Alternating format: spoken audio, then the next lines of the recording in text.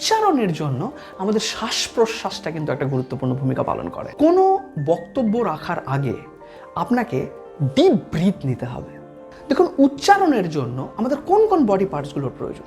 আমাদের ঠোঁটের প্রয়োজন, আমাদের জিভের প্রয়োজন, আমাদের ভোকাল কর্ডের প্রয়োজন এবং আমাদের চোয়ালের মাংসপেশিটার প্রয়োজন।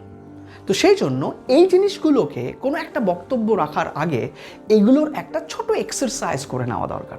তাহলে দেখবেন যখন আপনি কথা বলছেন আপনার কথাটার মধ্যে কিন্তু জিভটা এড়িয়ে যাচ্ছে না বা ঠোঁটটা ঠিকমতো আপনাকে সাহায্য করছে না উচ্চারণের জন্য, এই জিনিসগুলোকে আপনি এড়িয়ে যেতে পারেন। এটা আপনারা প্র্যাকটিস করতে পারেন, ঠিক আছে? যেমন জিভটাকে যদি আমরা র র র এর সাউন্ড দিয়ে বের করি, যেমন এই যে সাউন্ডটা, এতে আপনার জিভের কিন্তু অনেক বেশি ভালো এক্সারসাইজ হচ্ছে। কোনো কথা বলতে যাওয়ার আগে আপনি এই এক্সারসাইজটা যদি 2-3 বার করে নেন, দেখবেন আপনার জিভটা আপনার কথাটাকে অনেক বেশি সাপোর্ট করছে।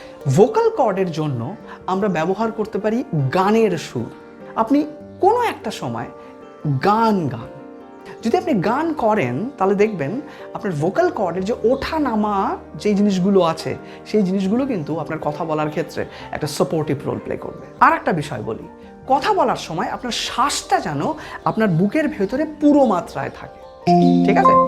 গলা দিয়ে কথা বলার থেকেও বুক দিয়ে কথা বলাটা কিন্তু অনেক বেশি কার্যকারী।